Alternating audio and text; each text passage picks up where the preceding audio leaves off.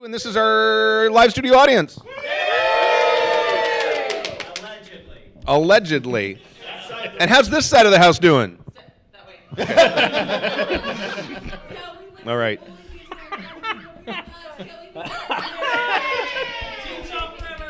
And starting over there at the end, introduce yourselves.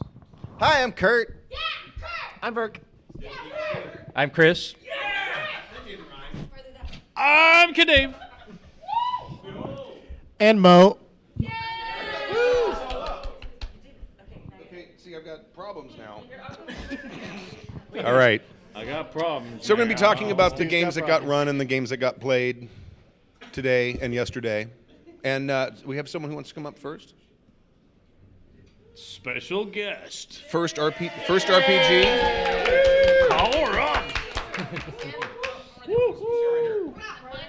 Now you're on camera. Now I'm on the camera? Like halfway. Okay.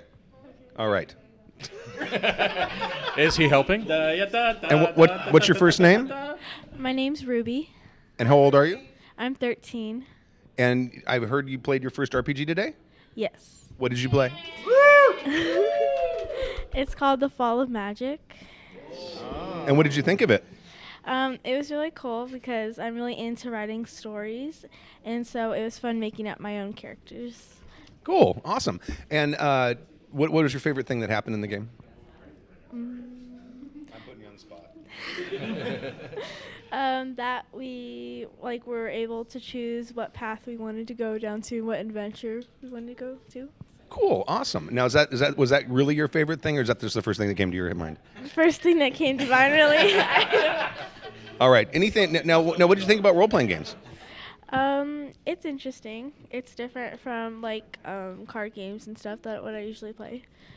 You can do it again? Yes. Excellent. Thank you very much. You want to say anything else about your first RPG experience? I don't know. No. Okay. That's fine. I don't know is a perfectly good answer. Thank you very much and congratulations and welcome to the hobby.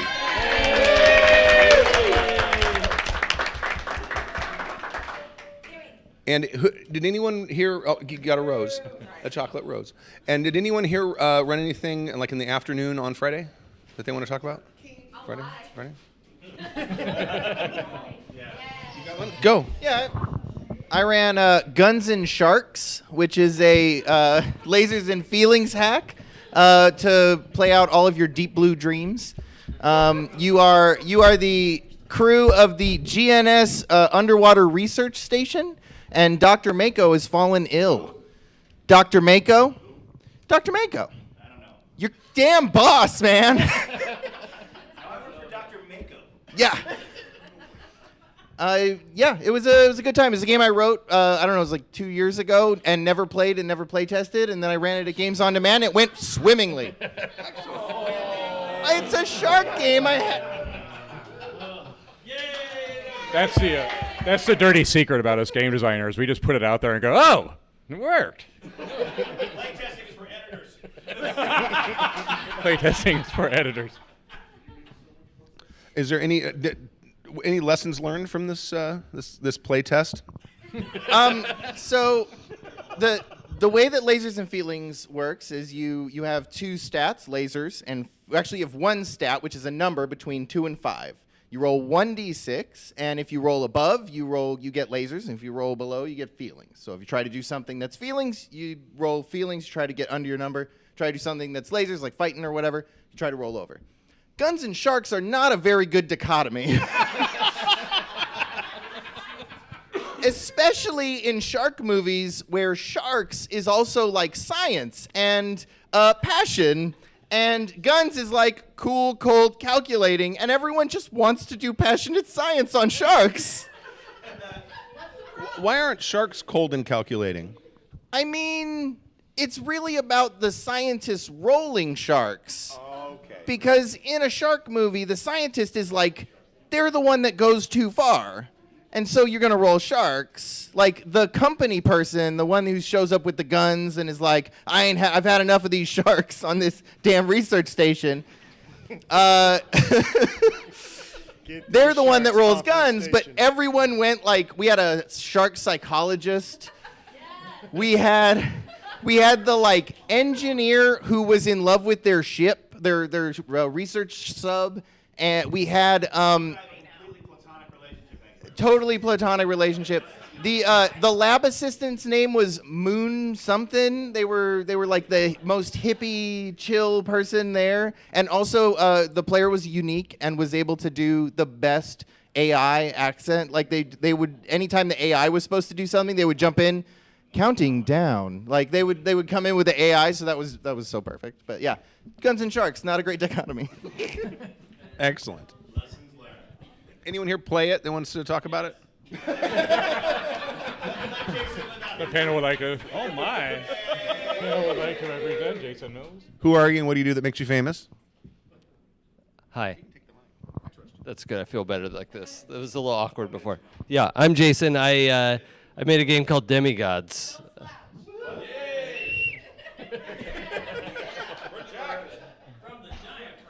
I played Guns and Sharks yesterday. Yesterday. That's what happened. The passage of time. It's wild. And I was Dr. Jex White, the shark psychologist in question, whose only goal was to learn how to merge a shark and a human life form, and I succeeded. Yeah. We merged, and I have to say I've never found a game that would let me merge a human and shark life form since TMNT in the 80s. And I was really happy with how that happened. So Guns and Sharks, I don't know if it's a bad dichotomy. It's like fights and fights, but it worked. Yeah. So good job. Thanks, I really appreciate it. Also, we all are seeing the double red plaid, right? Is that okay? That's the new convention uniform. Used to be T-shirts with cargo shorts. Now it's plaid shirts. Lumberjacks and they're okay. I was looking at old pictures. I was in those cargo shorts 5 years ago. All right. Anyone else? Oh, yeah, Eric, come on up. Yay! Convention organizer, No, legend, no. Eric Aldrich. How are you, sir? Oh, did you bring me an envelope of money? Yeah, something like that. Excellent. So how's it going? It's going well. Thank you very much. Step back, step back, Step back. Look Which forward. way? Shins against the... Look, I'll give up.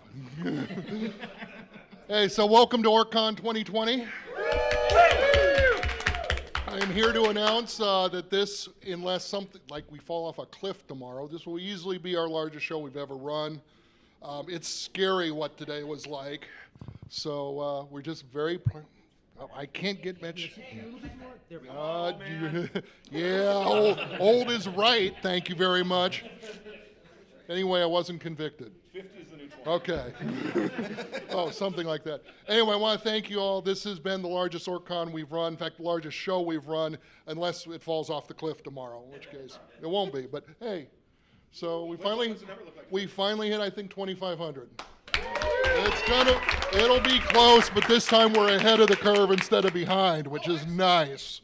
So on that note, thank you all very much. Hope you're having a great show. I got to run, so. Thank you for giving us a place to play. Any other Friday night games? Right here. Go. Yo. Mo.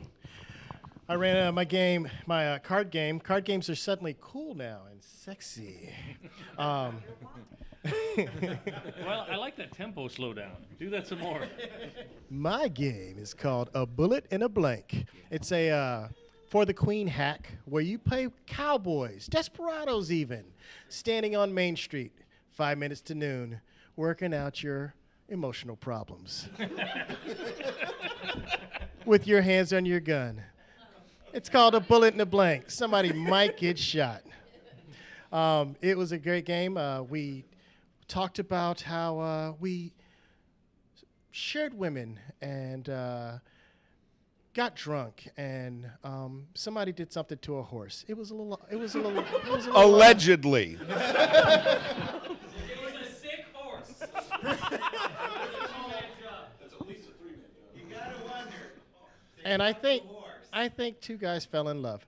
So it was a great game, and I don't see any of the people who played here today. But yeah, Bullet in the Blank. Fun stuff. Is it out or are you still developing? Still developing. Cool. Awesome. People,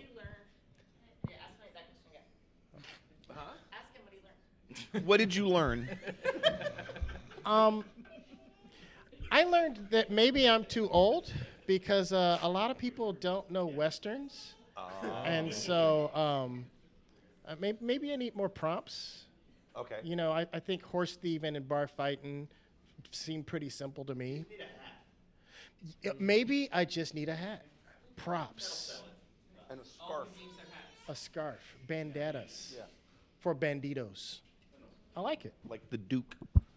Daha. You know, me and John Wayne share the same birthday. Do you really? Yes. Why are you still alive? Not anymore.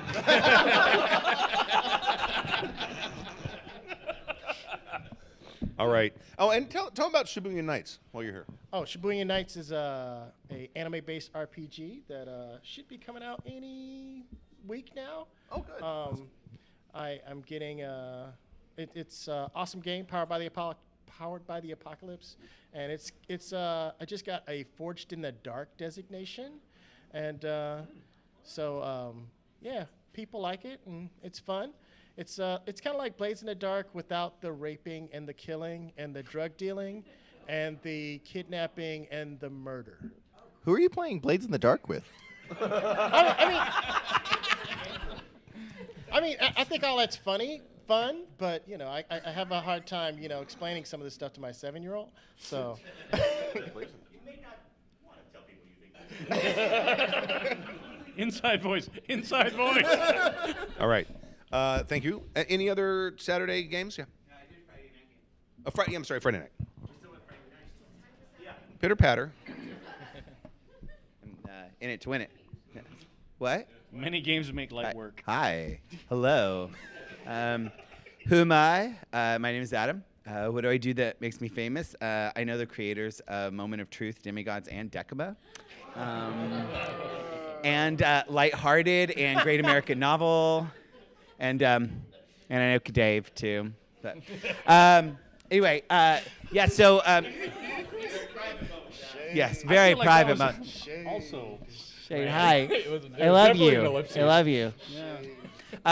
No, I ran an ill-advised game on Saturday night because Friday night. Saturday night.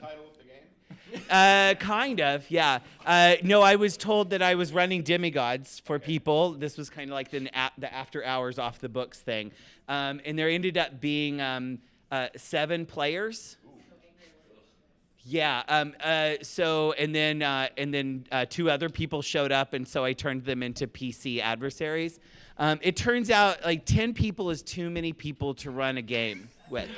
Really? What? So yeah. So yeah.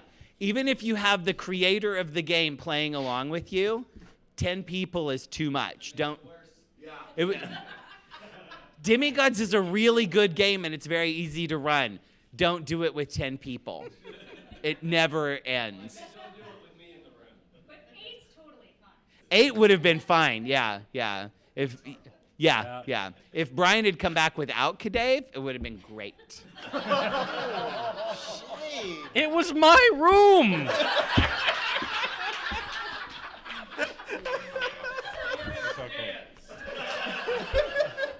I'm just saying, what game have you created and kickstarted lately? So.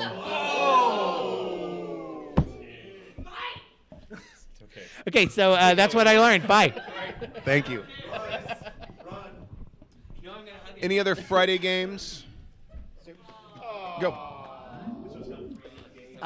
You have a lot of pokey pins. Oh my god. So Friday early afternoon, I got to finally play in a DecaMa game, which was absolutely fantastic.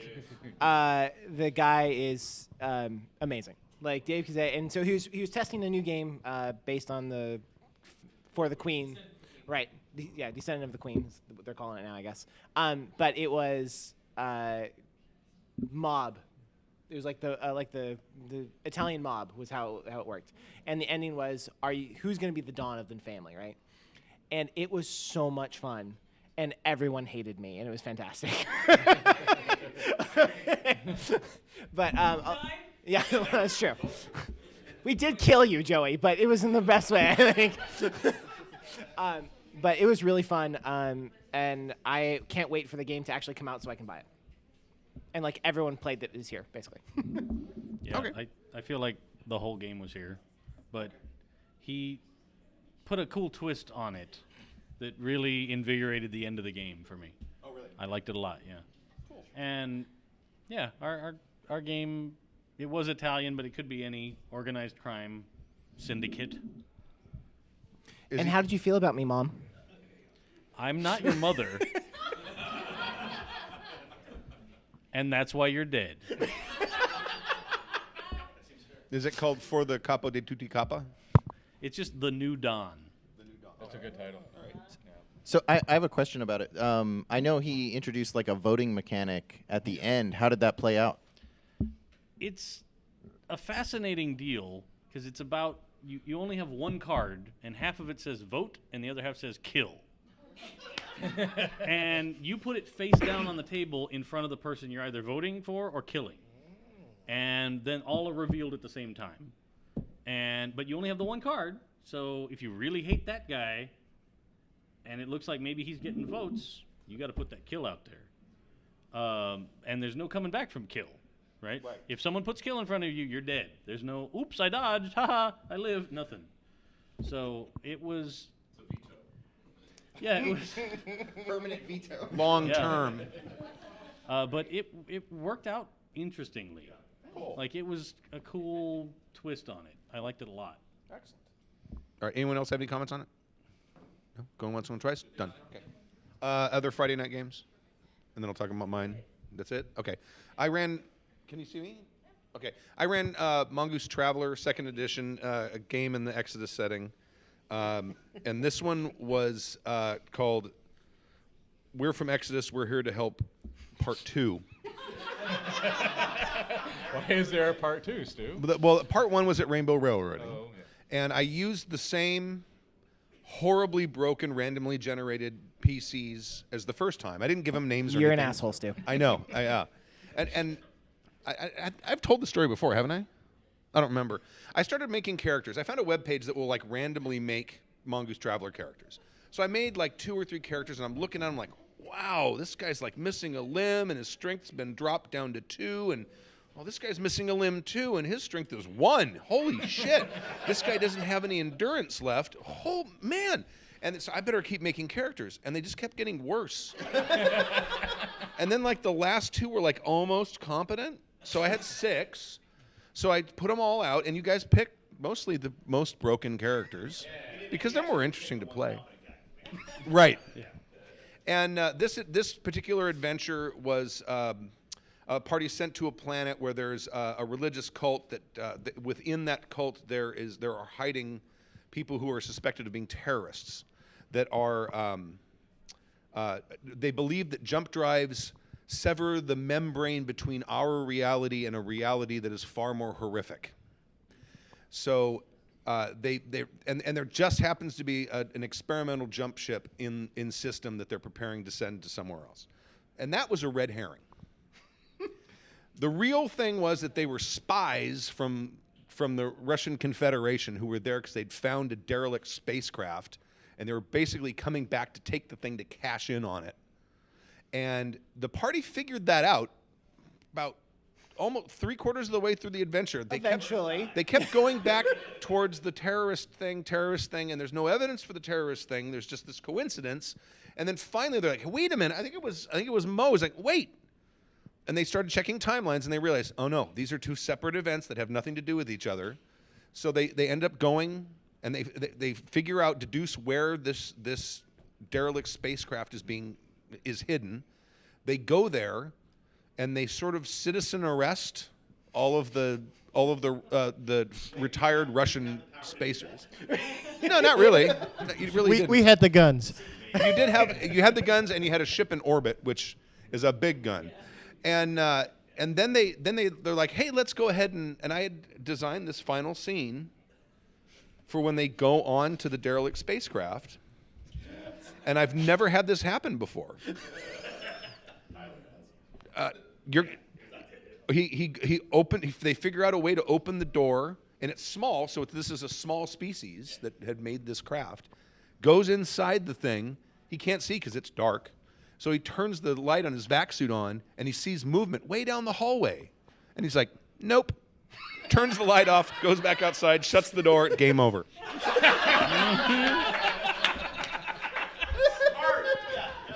Now, this may have been because the characters they had already lived very hard lives. So that's really what it came down to. It was all of us was like watching the worst equipped people to be employed by anyone trying to solve a mystery. And like at the end of the day, I was some dude that I was a double veteran. I'd been in the Navy and the Marines. Right. But in between, I had lost 10 points of strength due to horrible injuries. I had 1 point of strength left. It was enough to drag myself along slowly. You were totally great with the ship guns. Yeah. Oh, I'm an expert ship gunner. Let me tell you. I was missing some organs. Like, it was great fun. Oh yeah. Mm-hmm. Did we succeed on any check that night? I don't think you did. No, I don't think you did. You mostly just reasoned the whole thing out. And as far as lessons I learned from the thing, red herrings, I've said for a decade now, red herrings are a real dangerous thing. And I kept thinking, this is going to be another red herring nightmare where they're never going to let go of it, and it's just going to keep going. And finally, right near the end, they went, wait a minute, things aren't adding up quite right. To be fair, All all of our intelligence scores were under 5 combined. Yep.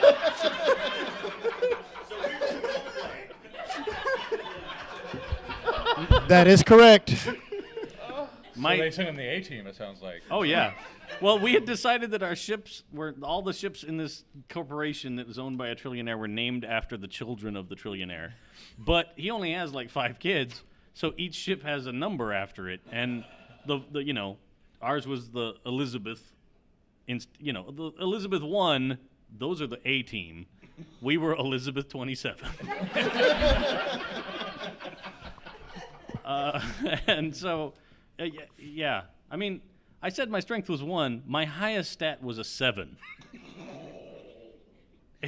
They're bad characters, but that's kind of the charm of Traveler character creation. The charm, Says he the GM. says. You get what you get, and you don't get upset, as my kid's primary or preschool teacher used to say. So does anyone else have any comments on it? We move on to Saturday.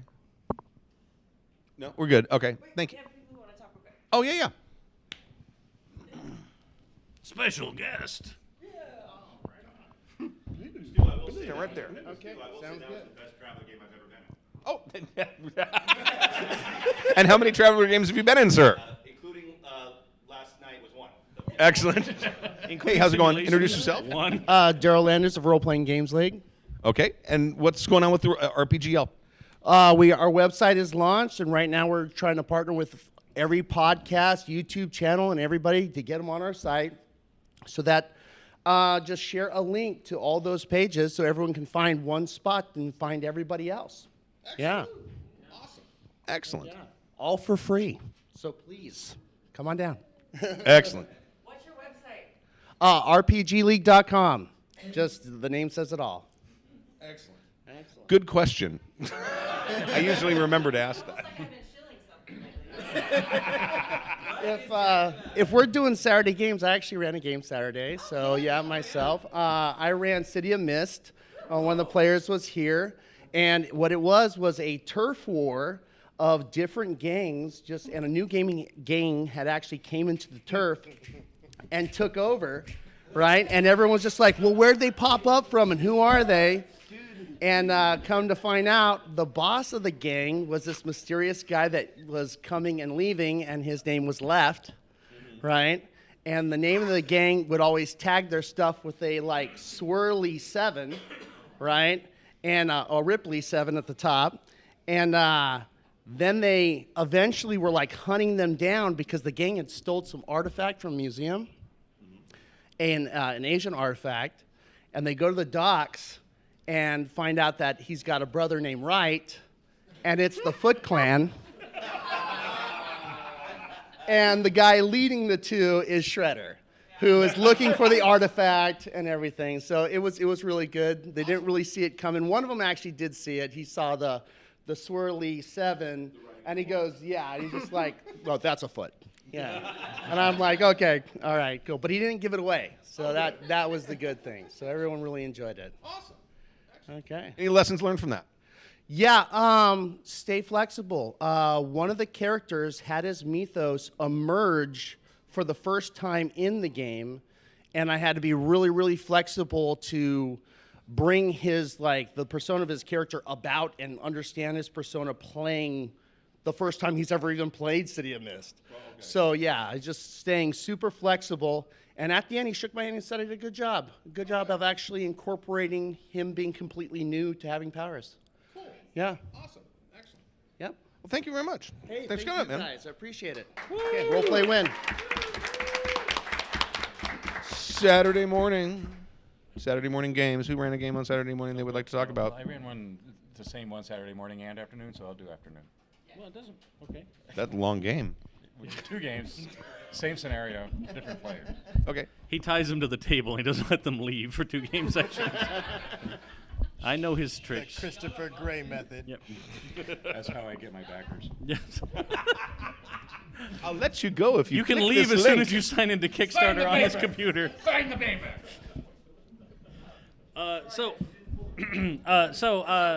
Saturday morning, down at Games on Demand at 9 o'clock in the morning.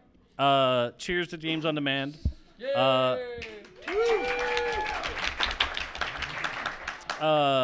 I ran a redo of my Tales from the Loop meets the kids from Hadley's Hope, the Colony and Aliens game, which was actually a way more cautious this time.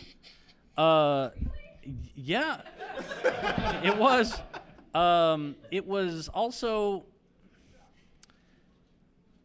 like a little more hopeful. Like at the end, like everybody survived. I mean, they're all about to die as soon as things go bad for the colony, but it's kind of like 10 Candles that way. Like you all know where this is going to end up, but it's all about the journey. But I always have fun playing it. It's not about the coffin, it's about the burial. Yeah. Or it's not about the funeral, it's about the wake. Yeah. Anyway, I'm a huge Tales from the Loop fan. The whole Year Zero engine is like my favorite thing in RPGs right now. But I have a good time watching people playing kids dealing with horrible stuff. Like it's Statistically or just academically? I don't know. I don't make kids play it. So that makes it okay.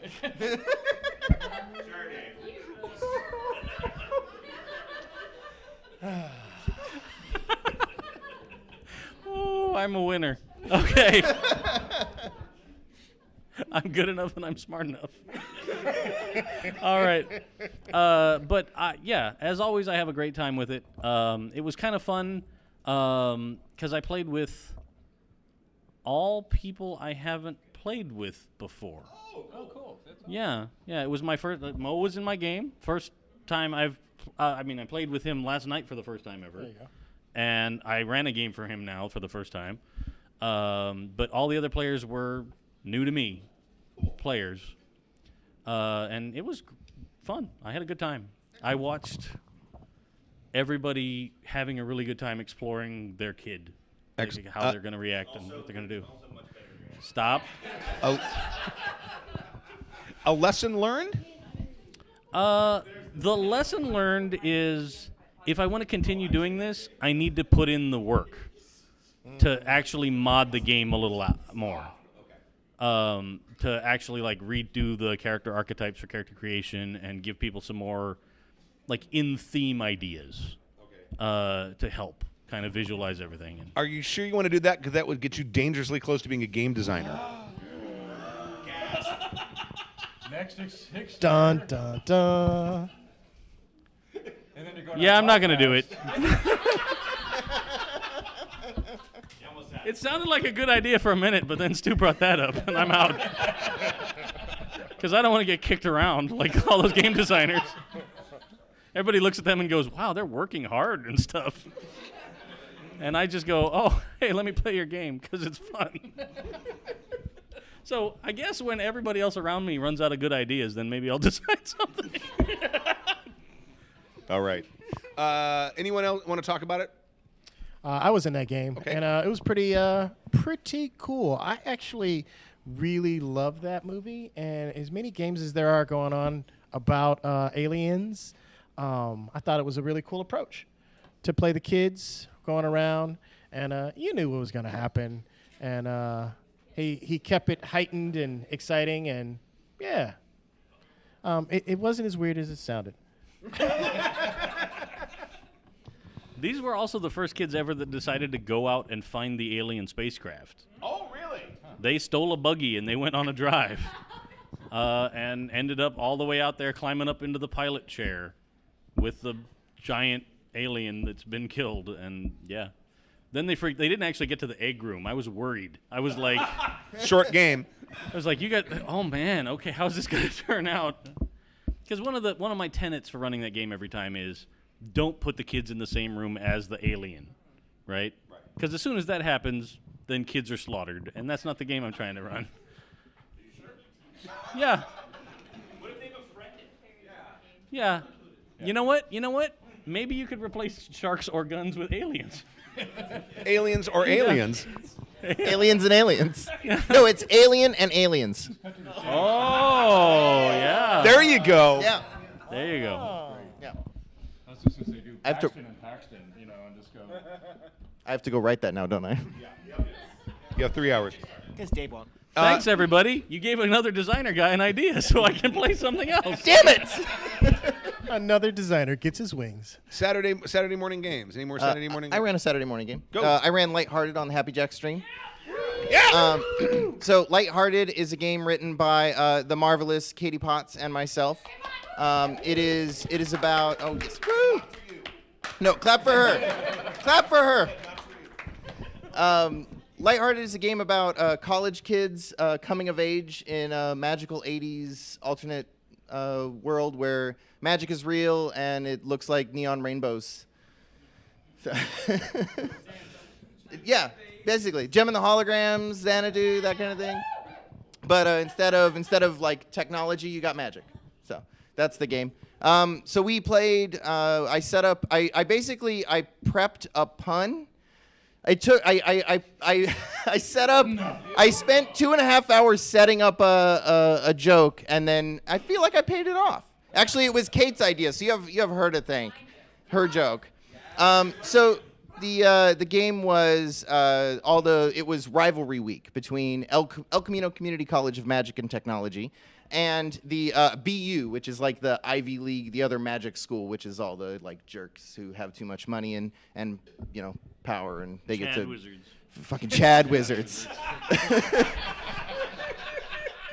So we open up with all the characters like walking through the quad and showing off who they are, and one of them is handing out pamphlets about I don't know how mascots are cruelty to animals or something like that, and running everyone off. So that was nice because it got them to clear the quad, so everybody had like run away from this protester to just leave the PC standing there before the giant bull statue, which was the actual mascot, as it came to life.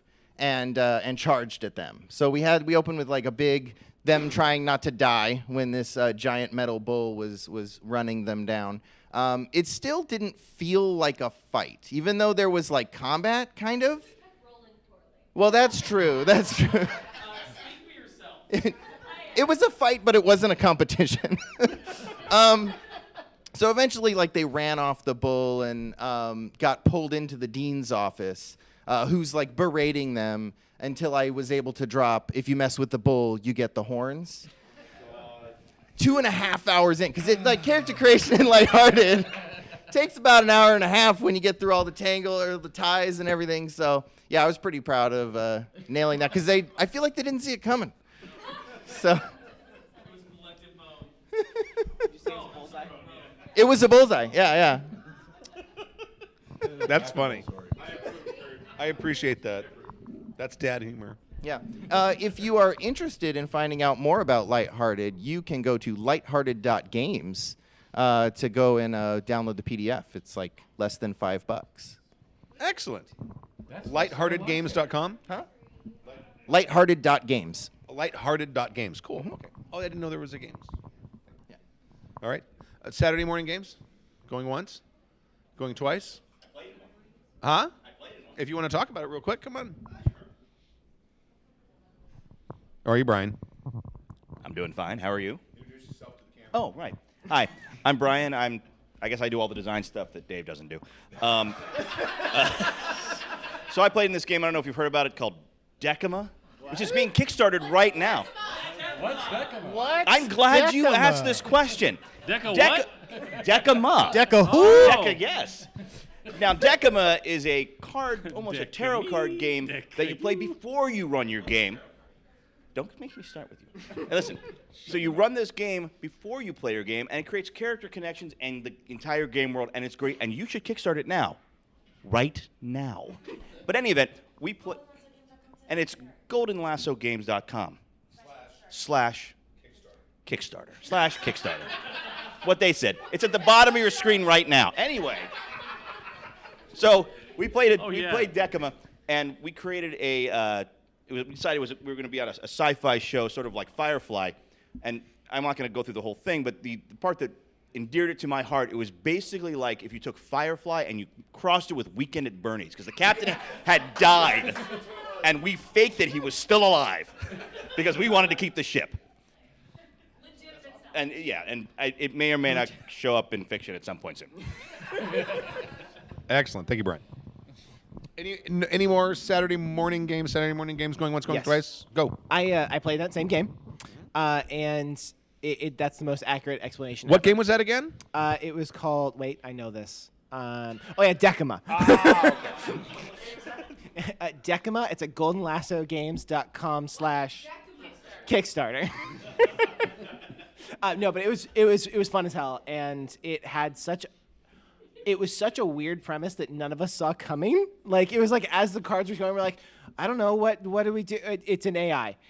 And it's our owner. Okay, yeah, we're going to Weekends at Bernie's this. Like, it really turned into like a completely insane thing, but it was still super fun and sounded like something we all wanted to play. So it was really cool. Now, were you expediting or GMing the game? No, I was just there for fun. Because you had someone else expedite or GM at one point, did you? Oh, today, he did in the afternoon. Oh, you did in the afternoon. Yeah. Okay, we'll get to the afternoon in a second. Okay. Unless you want to talk about it right now. Because this game was so popular and so many people showed up, they had to run 2 games simultaneously. Yeah.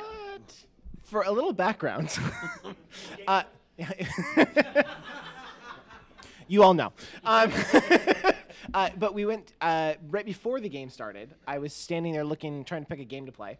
And there's this couple there standing there like, oh, what's this? It's Deca something, and like they're like looking at him like, it's really great, you should play. And they're like, but the names are already full. And I'm like, trust me, she'll find a spot for you. It's really cool. You need to do it. And so then I go down to Games on Demand. It's completely full. There's 1 million people. There's 1 million games going on. I'm like, this looks really cool, but I think I'm going to go hang out somewhere else. So I walk away, and I'm like, oh, I'm going to go take pictures of Kimmy playing DecaMa. I walk by the door, and I hear Kimmy, Verk, come in here. Teacher voice. I'm like, okay. You actually nailed that Kimmy teacher Yes, voice Mrs. really well. Kimmy. Like, that was a really good impression. Thank you. Yeah.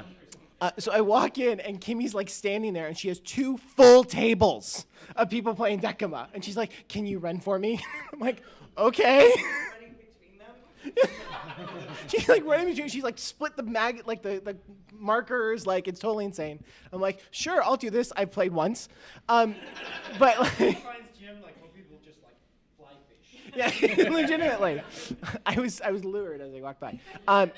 But no, it was super cool, and the people were really into it, and like the game, it really just laid itself out super well, and it went so well that at the end of it, I'm like, and it's a Kickstarter at goldenlassogames.com/Kickstarter. The girl at the table literally pulled out her phone and goes, okay, I'm going to back it right now. And she backed it. But it was really cool seeing these people because none of these people were Happy Jacks people. None of these people like are kind of what you, I guess, we normally play with, like the group, right? These were all new people, and all of them were so into it and so fascinated by the concept. And we created a super weird alien world where the aliens were sacrificing other people so that they could heal their own. And one of the players went native and was like, yeah, let's sacrifice people.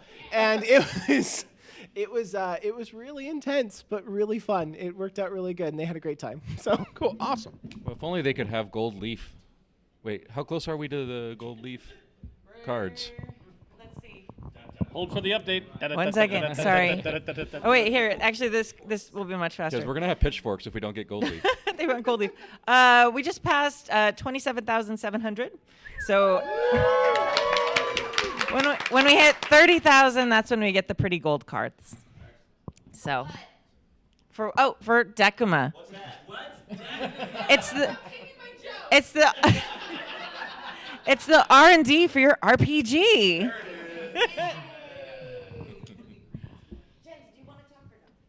Jim. Jen. Oh, Jen? No. Did you want to talk about it or no? You don't have to. Come on down.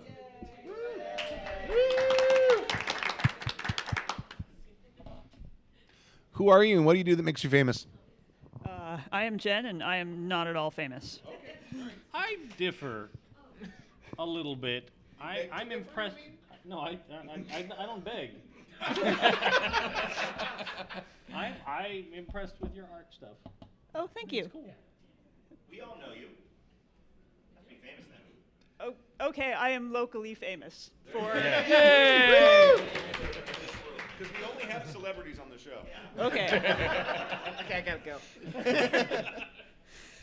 So I played the other half of the afternoon DecaMa session, and while you guys were sacrificing aliens, we were a mob family in a 20s Cthulhu cultist-run city. Nice. Yeah. We were terrible, terrible people.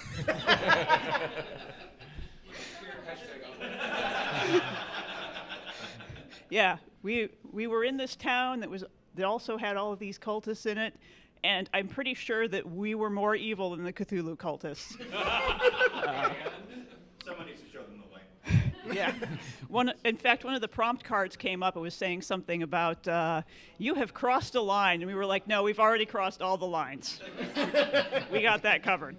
So, yeah, it went really well. Everybody seemed to have a great time. I don't know if anybody at the table actually backed the game right there, so you may have beat us on that one. But, yeah, it was really good. Excellent. Thank you very much. In more Saturday games. Well, Games. Well, two. I ran the same scenario twice. My game, the Great American Novel, should be in people's hands by now. So I made a new game based on the Great American Novel called The Great American Witch. And this is really my tribute or my answer to World of Darkness, kind of building that horror fantasy over around witches instead of vampires. And I ran the same scenario in the morning and the afternoon, and the scenario was 1994 Los Angeles, and Sarah McLachlan was having a concert at the Hollywood Bowl that day. And and that's basically the setup. And so I really, really enjoyed both sessions, and it's just like my jam. I really, really like this game. It really elevates Great American Novel, and it does a lot of things that I wish World of Darkness did. And the focus is entirely on the character arcs and their journey, and so it was really exciting. It was really cool to see badass witches you're taking names, and that was a lot of fun. So yeah, I was very happy with how that went. Cool, excellent. And is that still in development? What's that? Is it still in development? Yeah, it's in alpha right now. I'm going to have playtesting available at GreatAmericanWitch.com as soon as I get my act together. So okay, maybe Tuesday. We'll see. You suck. That's so last con. So Adam and Joey were in that game, which I think is why it was so good. So if you would like to talk about Do it. either of you want to come up here and talk about it? You know, you've come up twice now. Joy hasn't come up yet. Oh, you are coming up. Okay, because I'm like, he's the shy one? That's not true. I'm being polite. That's impossible. You're out of the band. No, I don't mean that. I only came up once. No, now it's twice. This is now twice. Yes. Yes. Shelby. Wow. I am actually sober, which is not something that usually happens when I'm You're here. not role-playing now, right? Yeah. Wow. Hi. So I'm Adam, and you know what makes me famous? Hi, I'm Joey, and I'm just famous in general.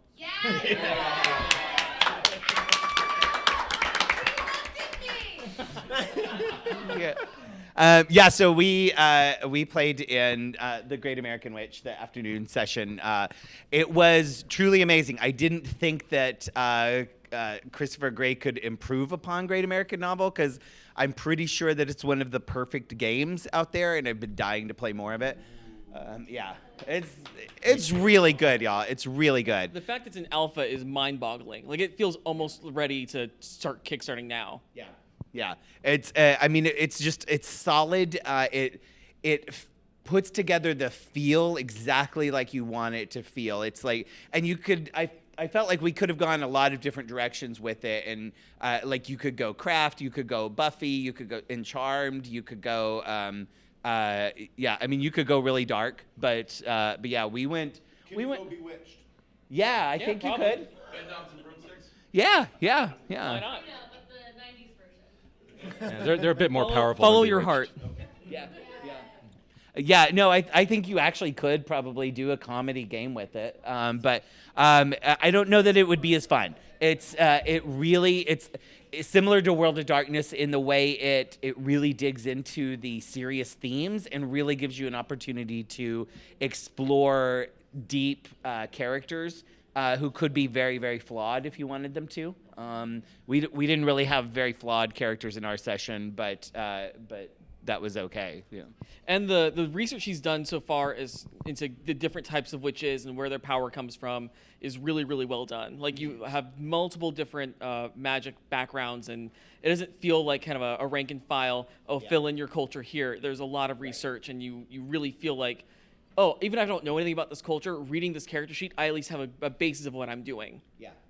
Yeah, diversity, inclusion, intersectionality is all there, and it was a really nice change from what you usually see in a game about witches. So yeah, we really loved it. Well, what Joey's talking about is the witches have a craft which is designed based upon a certain tradition, usually a powerful goddess.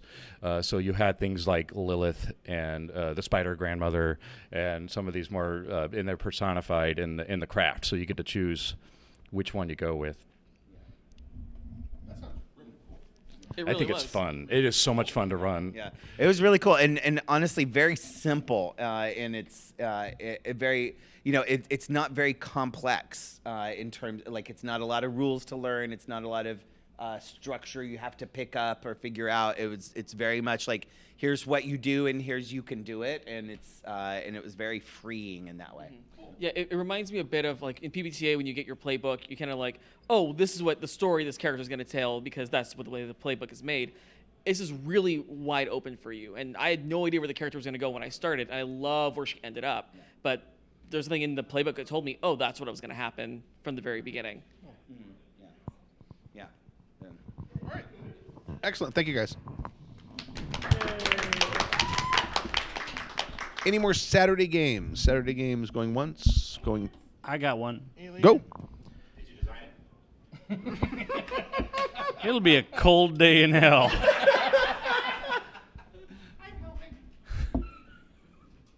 It's comedy, and I helped. So, if it makes me laugh, everybody will wait. For the 2 o'clock slot on the stream, so those of you out there in internet land can tune in and watch it. Those of you listening later, you'll hear 95% of it. 98, yeah. Maybe it's all my bad. I forgot to push a button, and Stu's going to murder me later. But, for the 2 o'clock slot on the stream, I decided to run the actual Alien RPG that's been put out this year by the Free League Publishing in Sweden. The same people that made Tales from the Loop and all the other games that use that Things from the Flood? Things from the Flood and Mutant Year Zero and Forbidden Lands, multiple Emmy Award-winning Free League studios. They're the best in the industry right now. They are just the bee's knees. My grandfather would approve with your appellation. Yes. Look, everybody here knew what I meant and laughed about it, so maybe I'm not the only old person here.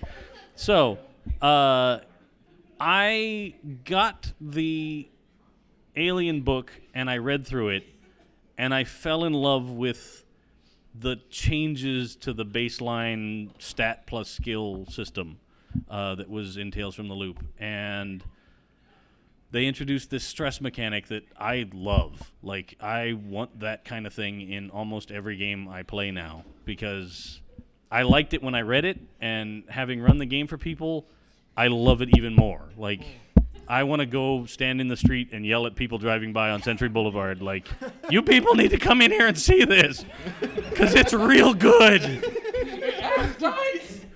It's dice, and you know, for those people out there that love playing games that make you roll a lot of dice, people end up rolling a lot of dice.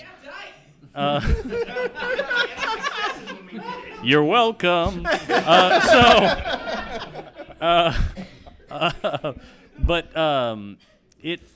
It nails a tone of, you might be equipped with the coolest guns that humanity has, but there's crazy shit out there in the galaxy, and it really did a good job. And I ran the like sort of bonus adventure that came with the pre-order called Chariot of the Gods, and I got so into the first. It's basically divided into 3 acts, and I got so into the first act of letting the players explore a derelict ship that I just wanted it to keep going, and I got distracted, and then I was like, oh shit, we've got an hour left. Okay, let's start moving this along. So we didn't actually get through all of the story, but it really does a good job with the slow like exploration and the pace of it, and when you find weird stuff, you get stressed. And when weird aliens come busting out of people's heads, you get stressed. And it does a great job with that. And at some point, I really want to do like a full-on, like, everybody's a colonial marine and you're all armed to the teeth, but it might not help. Right. I'm really excited about doing it in the future. Awesome. It's absolutely not going to help. God damn it! What would you do differently, or did something? Well, the thing I would do differently is it's all about pacing. Yeah. Or if it wasn't a streamed con game, if it was our home game and I was sitting down with everybody to play it, I would be like, great, we made it through that. I'll see you guys next week. Right. And we would keep playing through, and it would be like a great 2 or 3 session game. Yeah. I'll have to collect people from all over California and be like, everybody come on in, let's play some more. I want to see what happens. I volunteer as tribute. Yeah. You have all the players. Yeah. All of us. I hope you're ready to run a 12-person game. Yes. Oh yeah. I don't care. Like, this is one game. Honestly, this is one game that I feel like this is one game that even with 12 people, it's not going to help. Like, so I've talked before about how the thing I find fascinating about the Call of Cthulhu game system is that almost every RPG is an empowerment fantasy, right? You get to be a superhero, you get to be a magician, you get to be a crazy strong barbarian. Whatever it is, you're great. You're something extra. But in Call of Cthulhu and now in this system, you're not. This is disempowerment kind of a game where, like, oh, guess what? The world is dark and full of terrors, and you have hardly any effect on it. But you can tell a really good story. And watching people work in that framework is a ton of fun. Excellent. Any other Saturday games? Saturday games, going once, going twice. Sold American. What time is it? It is 9 o'clock. 9 o'clock. Whoa. Our show. Oh. I love it. Can I? Then come up here. Real quick. Does anybody know anything about dice? Right.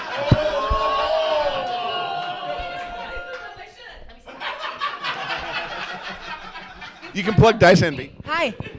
Hello. Hi. What's up? It's a Bria. What? You don't actually hire people. Am I not getting paid?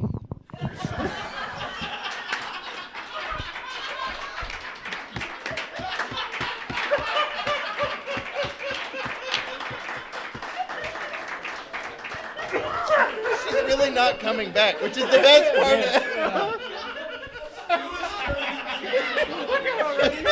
Wow. I haven't seen that shade before.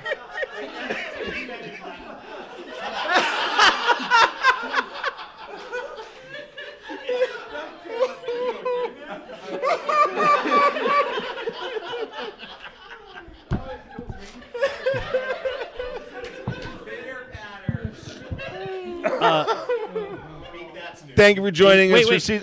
In all seriousness, there's one more game I forgot I want to talk about because I ended up playing it Thursday night.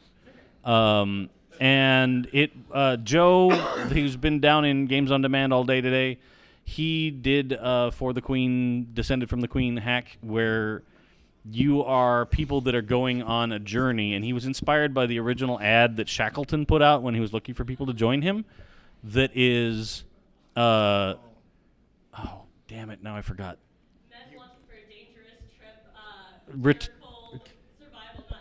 Yeah, survival in doubt. Right. Survival Right? not promised. Yeah. Survival online. But it was a game where we ended up playing, and we played with way too many people. It was 10 of us playing the game, and he really did a good job with the questions that he was asking.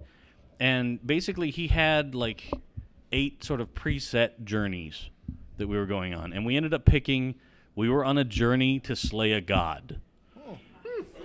Reasonable. And no, like we as a group picked which one we were going on. And then we got around to Tomes sitting on the couch. It was his turn. And one of his clarifying questions was, so what kind of Muppet are you? Oh no! So we all... That's a big wrench right there. Yeah. But it turned into this really weird... And then, like, it got more and more abstract from there. Like, it turned into, like, okay, so we're all Muppets, and we talked about... Each of us sort of talked about what kind of Muppet we were, and then I had come on this journey to get away from my family, and my family, we thought we were the genetically superior Muppets because we were like the Swedish Chef. We had human hands. And then, like, I was trying to get out of that, and, like, the end of the game for my character was I ended up cutting off my hands with an obsidian knife and bleeding to death on screen on the Muppet Show that was being broadcast. Yeah.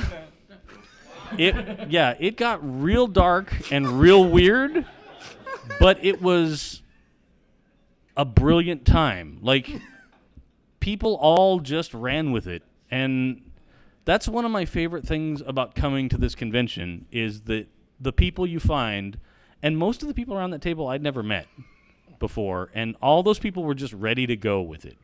Like, we're playing this game, we're going to have a weird time, and at the end of it, we're going to laugh and talk about it for hours. So, yeah. Thanks again, Con. Excellent. It's time to light the Do you want to candles. come say anything? It's time to read the rites. It's time to summon demons on the Muppet Show tonight.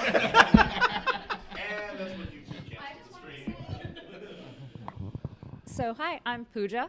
Hi, Pooja. No, I just wanted to say that this is my first Strategicon. And I wanted to clue into something that Dave had just said about how, like, despite not knowing a bunch of people around the table, you came in, people were ready to go, and you really get an experience that people will talk about, that I'll be thinking about. I played in a couple of games that I never thought I would play in, just over the course of today. Because I always want to play in a 10-person Demigods game. More apps. That's all I have to say. More apps. But that it's not enough. But that the experiences that we get to have with people who are open and supportive of this hobby that we have, and the stories that we get to tell together are like a really great experience. I just wanted to say thank you. And thank y'all for convincing me to come.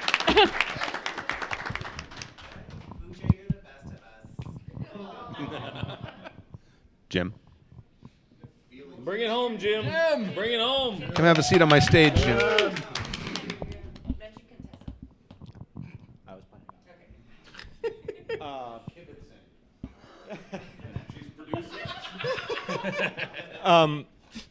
First of all, thank you all for attending so much and for running stuff and for making this our most successful convention so far, which is fantastic. And I was, as a personal note, seeing a whole lot of new faces in this convention in every department. I mean, I've been in a lot of HQs and I've had more of like, okay, this is my first time here, so I want to know, okay, and now you're like the 15th person that's told me this is my first time here. So, you know, that's probably to do why we're doing so well right now. So we're getting the word out, and I wanted to thank all of you guys for helping me do that and bringing the type of quality players and curious, creative people or just lunatics in to make creepy, funny, weird, off the wall, nowhere else can you possibly imagine this kind of shit going on stories. And I wish these walls could talk. And I really wish that there was some way for me to create some kind of lexicon of these great experiences that you guys have all created here. And that's what I love about gaming, and that's what I love about this convention, that's what I love about this hobby. You come here to create those things. You don't come here to passively absorb content. You're creating your own content here, spontaneously as you go. And if you don't think that's a wonderful fucking thing and so incredibly unique and badass, then maybe you're not appreciating what you're doing, because each and every single one of you is brilliant. Almost all of you I've gamed with actively, and I feel humbled sometimes just being in the presence of people like that, where they just come up with something so incredibly brilliant in the moment, on the spot, that it nearly almost breaks me. And the thing is, it's a common thing, and you never get used to it. It's one of those. It's like the perfect heroin, because you don't, it gets you high every single time, and the high is just as good as the next. So thanks so much for that. One of the great things that we have here is the fact that we have so many different types of people here, that there are so many different perspectives on how to be creative and how to tell these stories, and different backgrounds that bring different things to these and different ideas to these games. And that's one of the things that I'm very, very proud of about this convention. And one of the steps that I'm trying to promote to bring that forward is bringing in a lady called Stacy Delorfano and her organization Contessa, who basically simply goes all over the place promoting inclusiveness, diversity, and basically not being an asshole and having fun with everybody that you meet.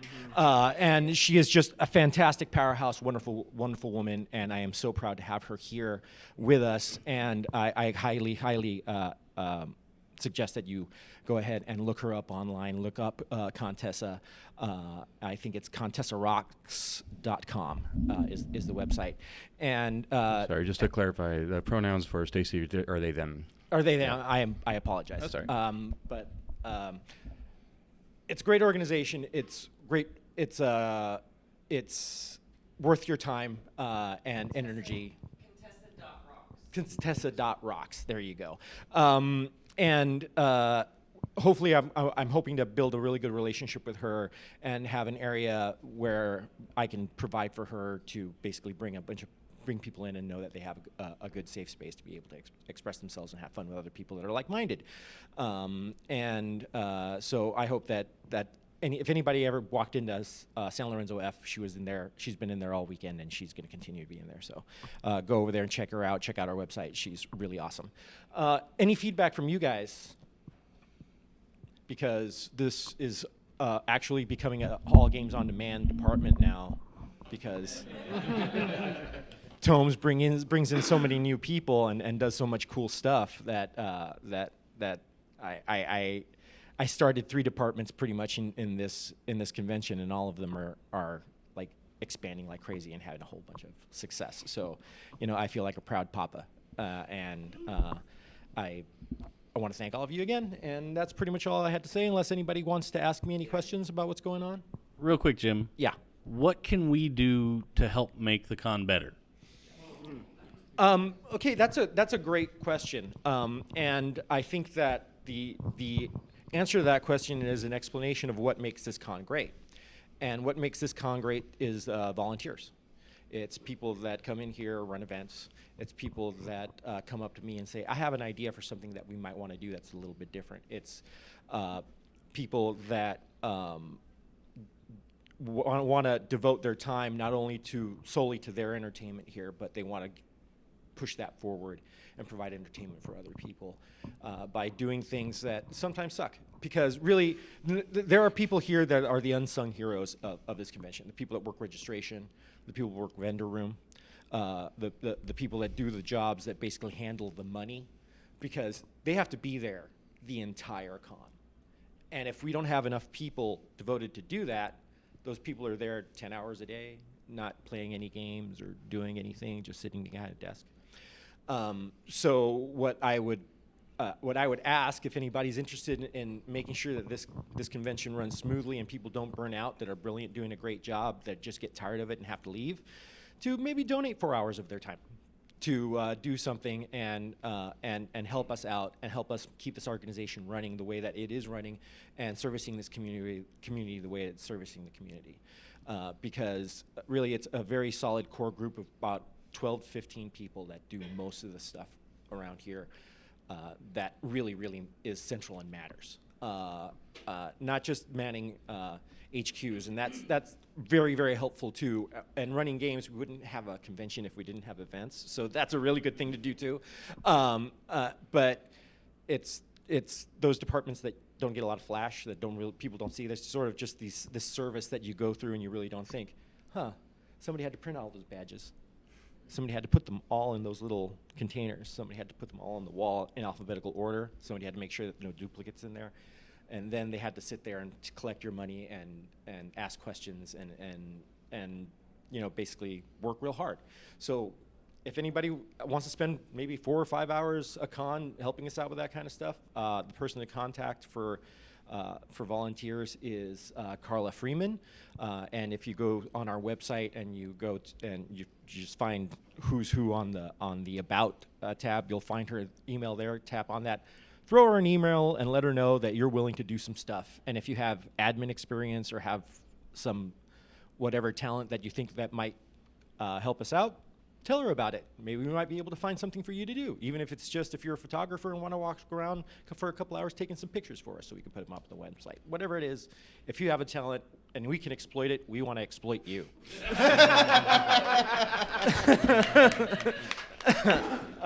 And yeah, and that would be my best answer. And you guys can help us run a better convention, because the more people that you have that are passionate and committed to making sure this convention runs well, the more success we're going to have. And that's it. And I want to personally apologize to some people for missing a couple of games this weekend because I was overwhelmed with stuff to do. And I'm sorry. I'm sorry. Joey, I'm sorry. I love you. But it is what it is. And that's basically my level of commitment, because playing in these games with these people even if it wasn't in front of a camera, is literally one of the highlights of my life right now, and it makes me very happy. And I had to skip out on some of that to make sure that you guys had everything that you needed.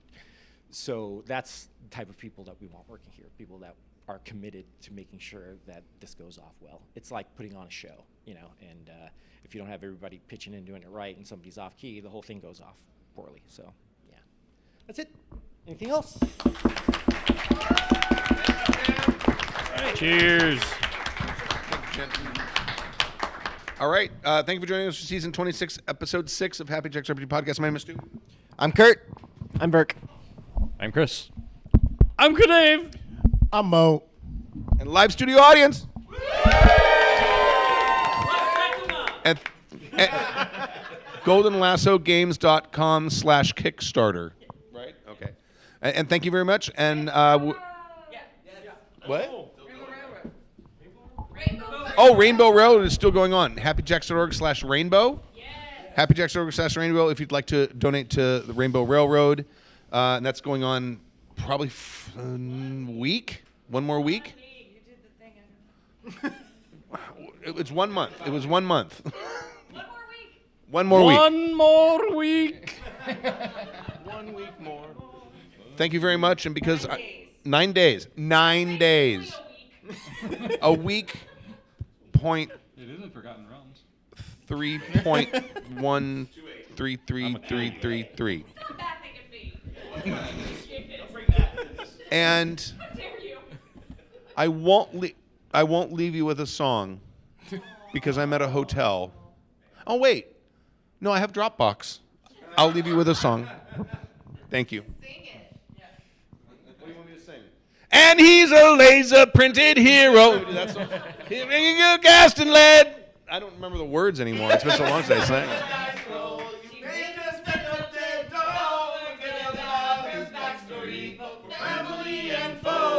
And if this is her last stand, well, that's just how the story goes. No, not that voice.